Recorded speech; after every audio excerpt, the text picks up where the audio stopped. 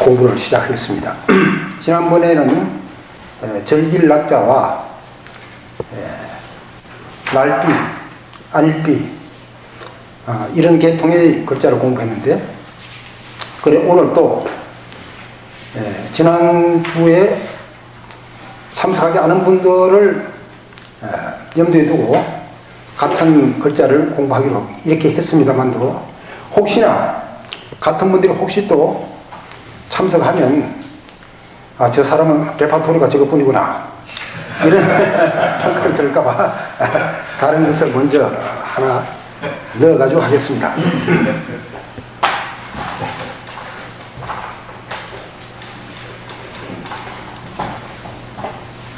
제가 하는 것은 모든 한자에 대한 자원 연구이기 때문에 몇 자를 골라가지고 어떤 것은 하고 어떤 것은 하지 않고 하는 것은 자원 연구를 할 수 없습니다. 이런 의미에서 하는 것 때문에 모든 글자에 대한 의미가 우리가 다시금 한번 연구될 대상이 되겠고, 그 가운데서 생각나는 것을 우선 한번 집어보겠습니다.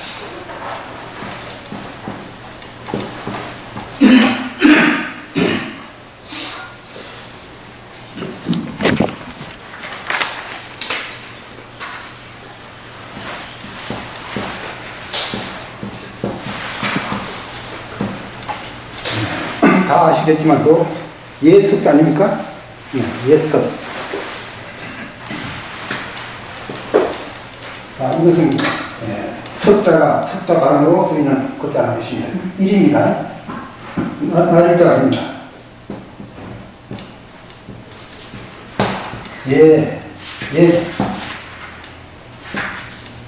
오래다. 오래되다.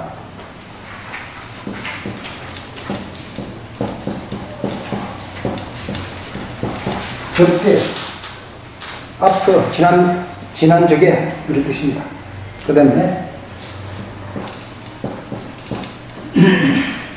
어제,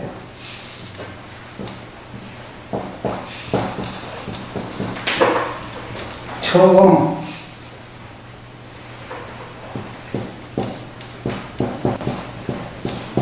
저녁, 밤,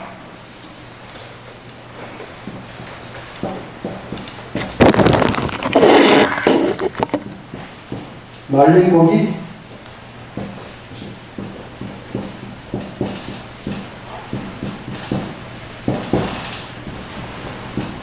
끝나다, 끝.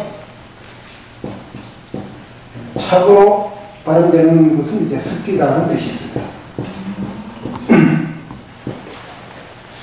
자, 이렇게 제대로 보면 한자라는 것이 너무나 황당한 글자같이 생각됩니다. 전혀 관계없어 보이는 이런 말린 고기가 왜 나오냐, 그죠?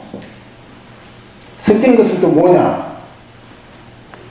그 옛날은 옛날이지, 저녁이나 밤은 어제 저녁도 되는 것이니까 논리에 전혀 안 맞는 것 같죠? 이러니까 한자는 도대체 종잡을 수 없는 글자다. 이래서 특히 중국 공산당 정권의 초대 수상이었던 주원래가 이것은 우리 중화족의 글자가 아니다. 그리고 이제 중국 식자들도 이 한자는 중화족을 골탕 먹이기 위해서 만드는 마귀가 만든 글자다. 이렇게 얘기해 왔습니다. 아마 이 자원이 완전히 밝혀지면 이건 우리 거야 하고서 이렇게 나올 사람들이라 그렇게 생각합니다. 우선 나일자를 먼저 보겠습니다. 각고문의 형태는 이렇게 되어 있습니다. 그래서 자주 얘기하는 반대, 원래 글자를 쓸 때 나무 판자에다가 나무 판자를 세로 세워놓고 칼로서 색에서 글자를 썼기 때문에 곡선 쓰기가 불편하다 해서 전부 다 반듯하게 바뀝니다. 그래서 이제 나일자가 이렇게 되고 가운데 이렇게 긋고 이렇게 된 거예요. 그래서 이거 뭐냐, 해의 모양을 그린 상명자다 이렇게 우리가 배웠죠.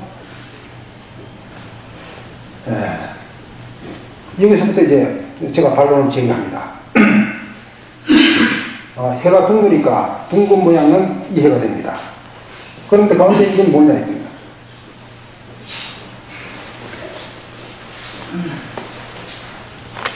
그래서 제가 제시하는 해결 방안은 이건 에울위라고 하는 하나의 엄연한 문자입니다. 글자예요. 에울위. 그 에울위가 이것도 역시 동그라미를 그리기 어려우니까 네모로 이렇게 바뀝니다. 나라 글자 안에 있는 이거라든가 그 다음에 둘레라고 하는 그 위자, 이것은 다 에울위자입니다. 에울위자를 이렇게 쓴 거예요. 원래 꼴은 동그라미입니다. 그리고 이건 한일자입니다. 그렇지 않습니까? 예. 그 한일자를 가지고 이것이 어떤 무슨 상형이다 이렇게 버리면 안 되는 거예요. 이게 하나의 공통적으로 쓰이는 문자라면 이 안에 이것도 일반적으로 쓰이는 문자로 했어야지, 이 글자에만 쓰이는 하나의 여기만 쓰이는 상형자다 해버리면 문자 체계가 다 무너집니다. 그렇게 되는 문자가 없다는 것을 지난 시간에 말씀드렸습니다. 그래서 이 한일자 때문에 나일자 일이라는 의미 그대로 연결되는 겁니다. 천궁에는 두 개의 천체가 있습니다. 해가 있고 달이 있습니다. 달은 양이라고 하고 해는 양이라고 하고 달은 음이라고 우리가 생각해 왔습니다. 그 중에서 양을 상징하는 이 천체인 태양은 항상 모양이 변하지 않습니다. 둥근 모양이죠. 그래서 에울위자를 그대로 쓰는 거예요. 달은 계속 변합니다. 달은 변하기 때문에 어떤 일정한 모양을 가졌다고 말할 수 없는 거예요. 그래서 태양을 기준으로 하고 에울위자를 쓰고, 한일자는 뭐냐? 한일자의, 날일자의 뜻을 쭉 제가 쓰기가 힘드니까 읽어보겠습니다. 해일, 햇빛, 햇발. 햇발은 것은 해가 올라가는 현상을 가지고 햇발이라고 하는 겁니다. 날일자죠. 그 다음에 날짜. 그 다음에 막이라는 뜻이 있습니다. 또 둘이라는 뜻이 있어요. 이것은 뭐냐 하면 낮과 밤의 두 마디를 합해가지고 그게 한일자, 하루가 되는 겁니다. 이래서 한일자가 들어가는 거예요. 그 다음에 이렇게 날이 점점 쌓여서 해가 떴다가 졌다가 하는 그 현상이 벌어지는데, 이것은 오늘 하루만 그런 뜻이 아니고 과거에도 그렇지 않았겠습니까? 그래서 접대라는 뜻이 들어있어요. 날일자에 한번 사진을 잘 찾아보세요. 접대라는 뜻이 있고, 그 다음에 뒷날이라는 뜻이 있습니다. 접대만 그랬을 뿐만 아니라 뒷날에도 같은 모양을 갖는 천체요. 그러한 하루하루가 쌓여가는 그런 천체라 하는 뜻에서 접대, 뒷날, 나날이 이런 뜻이 생기게 되는 것입니다. 여기서 이 예석자에 쓰는 이 날일자는 접대라는 뜻입니다.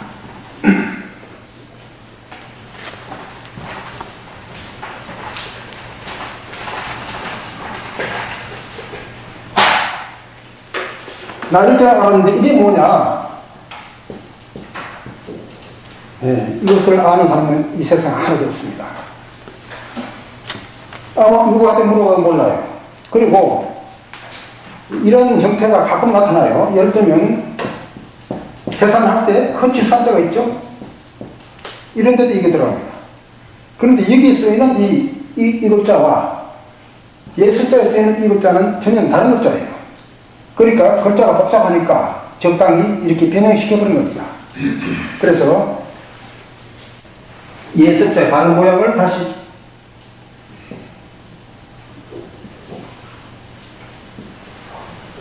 이게 원래 예석자의 원래 꼴입니다. 이건 분명한 날입자고 위에 이래 된 것이 이 꼴을 바꾸려니까 역시 곡선 됐으니까 직선으로 쉽게 고치자 해서 고친 것이 이겁니다.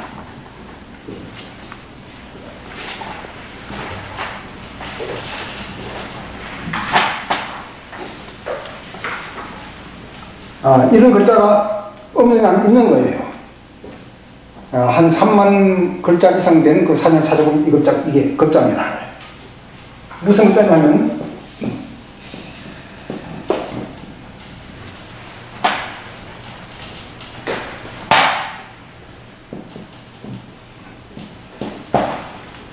사무제라든가 근심할구자, 근심할구자입니다. 근심할구의 고자입니다, 이것이. 그리고 근심하다, 생각하다.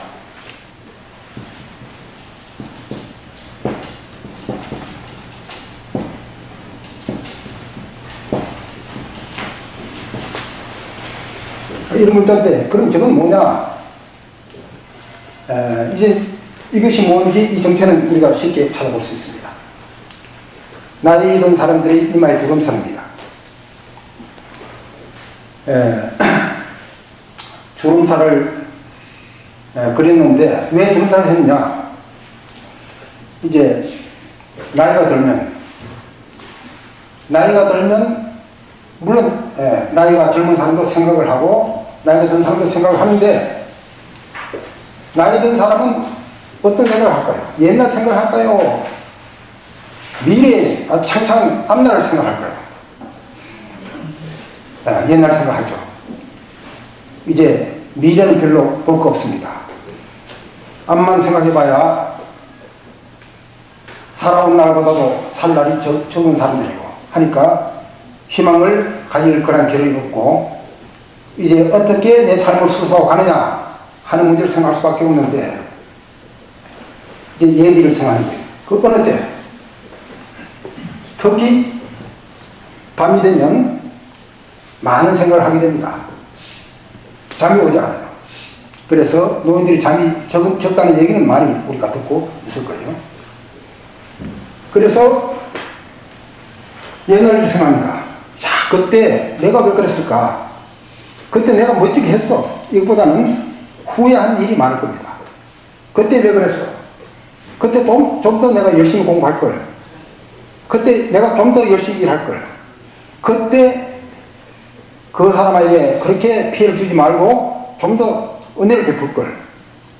이런 것들이 많이 생각이 나게 될 거예요. 오래전의 얘기입니다. 적대 얘기요. 이런 과거 얘기들이 처음에 어떤 일을 했을 때 그 당시 일들이 바로 어제 일처럼 생생하게 떠오르는 겁니다. 이 말린 고기는 쭈글쭈글하죠. 그 쭈글쭈글한 그 모양을 가지고 이미 우리 여기는 요새 영양 상태가 좋으니까 그렇게 마른 분도 없고 쭈글쭈글한 이마를 가진 분도 없지만 진짜 영양 상태가 나빠가지고 마른 사람들 보면 참 볼품 없이 정말 안타까울 정도로 주름진 얼굴을 가진 분들이 있습니다. 우리가 어릴 때 시골에서 그런 노인들을 이제 보고 자라기도 했는데 제 인생이 이제 끝날 관계입니다. 이것은 생각들이 이 생각 저 생각 막 섞이면서 일어나는 겁니다.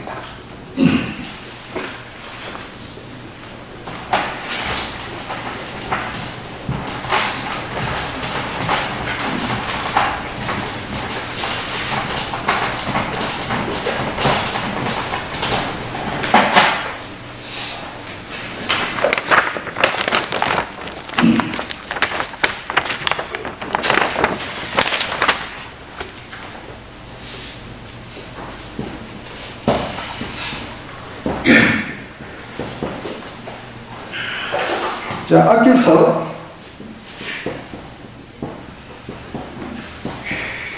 아까웠어.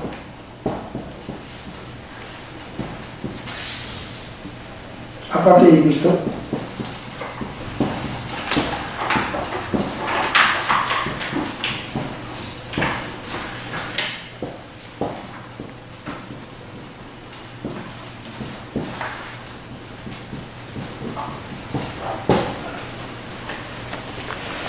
아까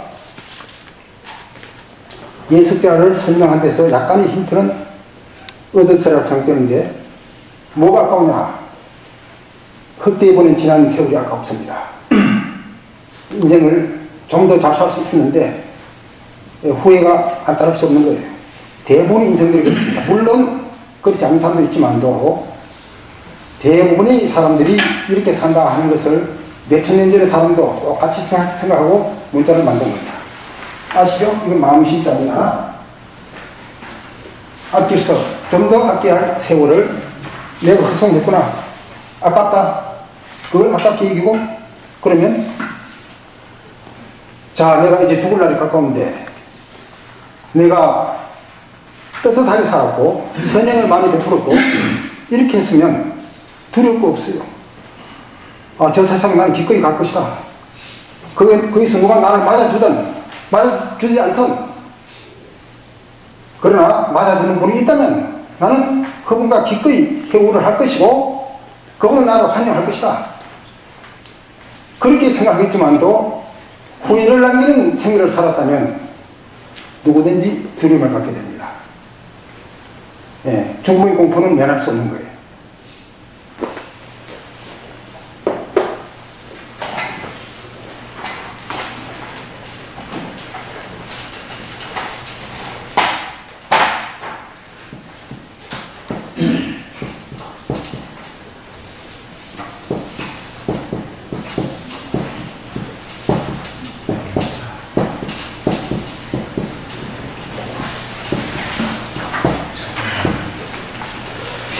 우리가 차용증 쓸 때 이걸 좀 많이 썼을 거예요.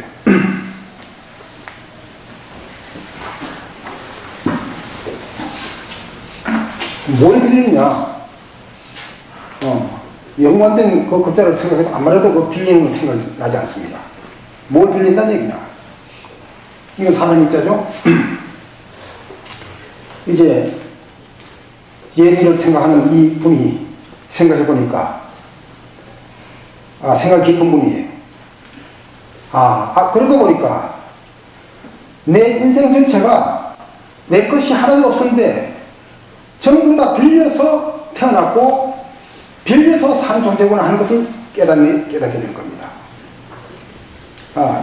우리 가운데 태어날 때 나는 이걸 먹고 이렇게 쓰고 살 거야 하고 자기 걸 가지고 태어난 사람이 어디 있습니까? 네. 자, 태어나면서 받은 부모의 사랑, 우리가 코, 숨, 입으로 먹은 음식, 마신 물, 이미 제공해준 그런 사회적 편의, 이게 어디서 왔습니까? 다 빌려서 우리가 살고 있는 겁니다. 그리고 이것을 못하기 때문에 이 빌린 것을 갚는 것이 정상이 아니겠습니까? 빌린 것을 다 못 갚으면 빚쟁이가 되는 거예요. 채무자가 되는 겁니다. 우리가 이 세상에 태어나서 최소한 채무자가 되어서 저 세상으로 가면 이것은 뜻하지 않은 거죠. 나는 살 만큼 살았어. 기쁘게 살았어. 나는 어느 정도 내가 남기고 후손들이 내 이름을 기억해 줄 수 있는 이것 정도는 남기고 나는 이 세상을 떠난다 하는 이런 자부심을 가진 사람은 죽음에 대한 공포가 없습니다. 그게 없으니까 자꾸 죽기 싫고 아쉽고 이 세상에 미련이 더 있고 집착이 더 가고 이렇게 해서 추한 말년이 될 수 있는 가능성을 많이 갖고 사는 것이 인생인 것을 우리가 알게 된 것입니다.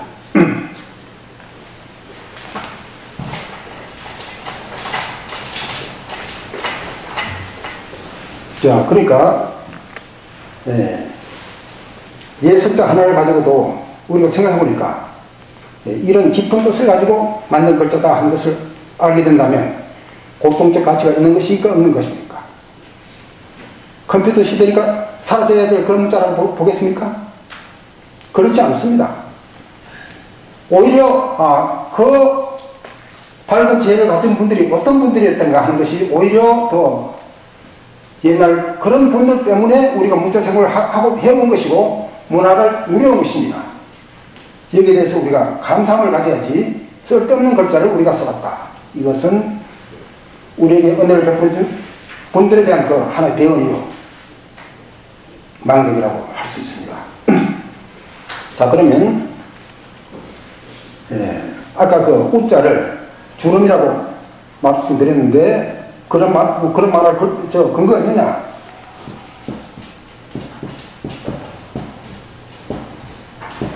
이건 가죽 필자죠? 이게 바로 주름 자자입니다.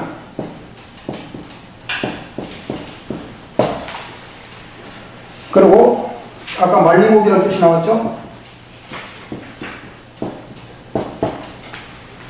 이건 말리고기 석자입니다. 포라고 그러죠. 포. 육포. 그 포라는 뜻이에요. 이렇게 글자 해석을 제대로 했다는 것을 밝혀주는 그런 근거가 반드시 같은 계열 글자 안에 있습니다.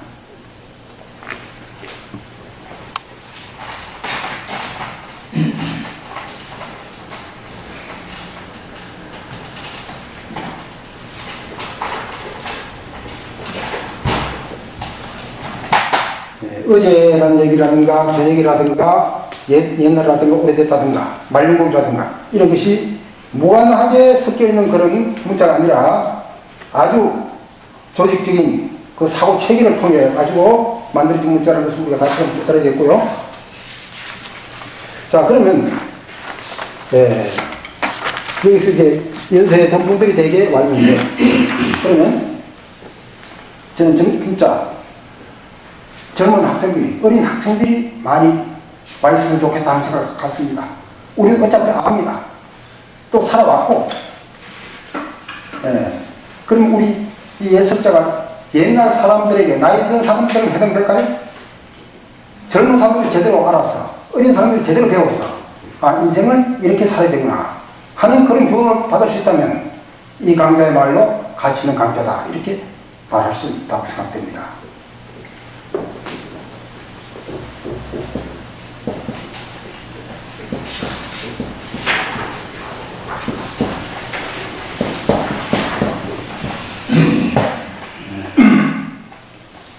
그 인간관계의 그 핵심이 뭐냐? 우리가 이 세상에 빚을 남기든 또는 어떤 채권을 남기든 간에 모든 인간관계는 주고받는 관계입니다. 주고받는 관계에서 핵심은 그거예요. 주는 거 내가 주고 그 다음에 또 그게 다 되돌려 받고 그런데 내가 줬는데 되돌림이 없었다. 그게 서운한 거예요. 그래서 친구가 원수가 되기도 하고 그 다음에 원수가 또 친구가 되기도 하고 이 전부 다 주고받는 관계에서 이루어지는 것입니다. 이것을 여수라고 이렇게 한번 표현해 봅시다. 다른 말로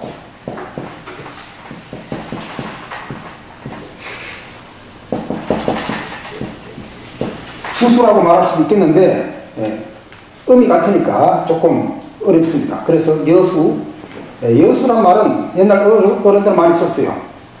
그 사람 여수가 분명해. 돈 거래가 분명한 사람이 그렇게 말합니다. 줄 여자고 받을 수자입니다. 주고받는 관계. 이것이 바로 인간관계의 핵심이고 인간관계뿐만 아니라 그 모든 자연 현상에 있어서도 이 주고받는 관계가 그 기본인 것을 알게 됩니다.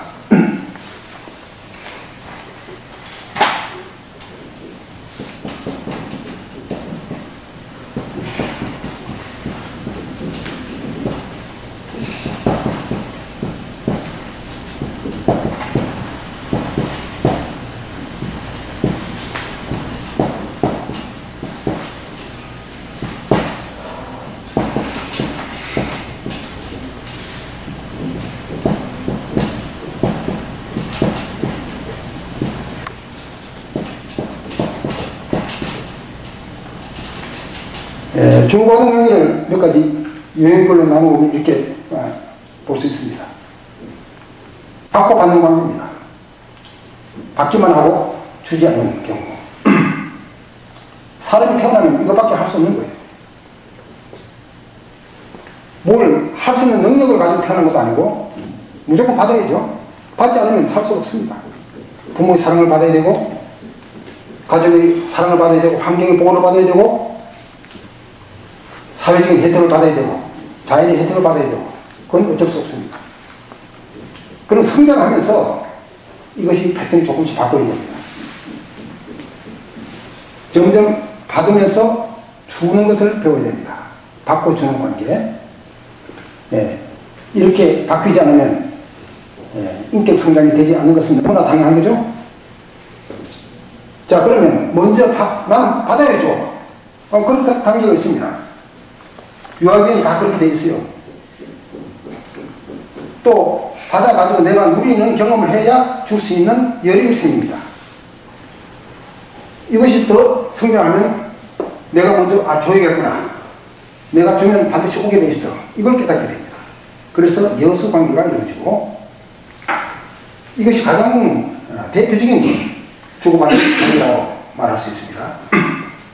그 다음에 이 단계가 넘어서면 주고 또 주고 그리고 잊어버리는 받을 것 생각도 하지 않는 이것이 마지막 단계에 되어야 되고 이렇게 산다면 우린 이 세상에 대한 아무런 원한도 없고 두려움도 없고 죽음에 대한 공포도 없고 그런 삶을 마칠 수 있다 생각되는 것입니다. 이 대표적인 예가 받고도 받는 사람이 누굴까요? 받고는 전혀 주는 것이 없는 이것은 거지. 그렇잖아요. 거지들은 받기만 하지 줄 수 없어요. 질 것이 없으니까. 그러면 돈이 많은 사람은 이런 패턴에서 면할 수 있겠네요. 대개 그렇겠죠. 그러나 예외도 있습니다. 하워드 휴즈라는 사람이 이야기를 한번 봅시다. 아마 그 연세가 된 분들은 휴즈를 하면 다 아실 거예요. 1970년대까지 그 세계 최고의 갑부가 하워드 휴즈입니다. 그 휴즈 제국이라고 하는 그런 닉네임이 붙을 정도로 돈이 많은 사람이고, 그 당시 요새 말하는 빌 게이츠라든가 이런 사람과 똑같이 가장 돈이 많은 사람이었어요. 영화 산업에 손을 대가지고 성공했고, 항공 산업에 손을 대서 또 성공했고, 결국은 세계에서 최고 갑부가 됐는데, 어떻게 죽었느냐? 가족과는 물론 다 가족이 해산됐습니다. 왜냐하면 자기한테 갖다 줘야 돼. 자기가 남한테 주는 것은 일정 한 달에도 없는 거예요. 오로지 나는 받는 거야. 내 삶이, 인간의 삶이라는 게 이런 거 아니냐. 물론 이 사람 자수성가가 한 사람 아닙니다. 그 아버지한테 막대한 유산을 물려받아가지고 사회에 또 성공한 거예요. 그래서 계속 받았습니다. 돈 들어오면 다 받았고. 그래서 마누라한테도 인색한 거야. 자식한테도 인색해. 그럼 마누라가 붙어 있겠습니까? 떠났죠? 자식이 다 떠났어. 가족이 해체됐어. 그럼 말년에는 호텔 한 층 전층을 전세를 해가지고 거기서 들어가 살았는데, 햇빛을 받으면 피부병이 생기는 알레르기병을 또 가졌어요, 이 사람이. 과거는 안 그랬는데 말년은 그렇게 됐습니다. 이래서 햇빛을 못 받아요. 이러니까 항상 실내에서 그것도 커튼을 치고 있어야 되는데, 돈이 많으니까 음식은 항상 공급하도록 해놨어요. 그럼 나중에 사람 부르기도 귀찮으니까 큰 냉장고로 갖다 놓고 음식을 잔뜩 쌓아놓고 외부와 관계를 완전히 끊고 살았습니다. 그래서 세상 사람들은 하워드 휴즈를 잊어버렸어요.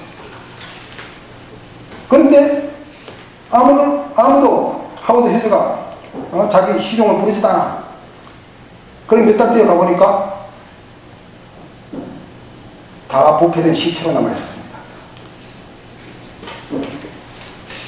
자, 그러면 돈이 많다고 해서 이런 관계로 발전한 것이 아니라 자기 어릴 때 그 패턴을 벗어나지 못하면 여기서 머물러서 죽는 겁니다.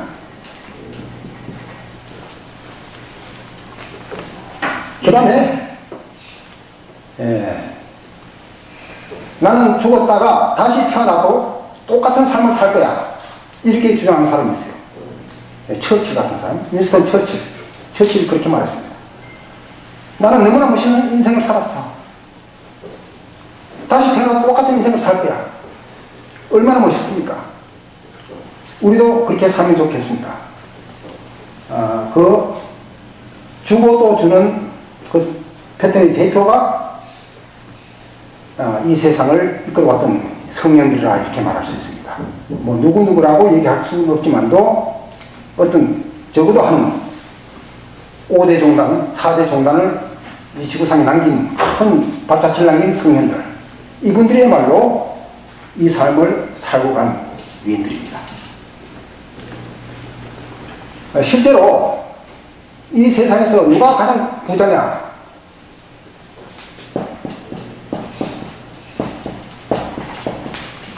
이걸 한번 우리가 따져본다면, 물론 부자라는 것은 마음의 부자도 있고 정신적인 부자도 있고 여러 가지 있습니다. 그런 부자 말고 실제로 재산을 가장 많이 남긴 부자가 누구냐? 여기에 대해서 이제 재미있는 이야기겠습니다. 그 부라는 것은 시간적으로 부를 소유하는 기간이 가장 길어야 되고 또 양도 가장 많아야 된다.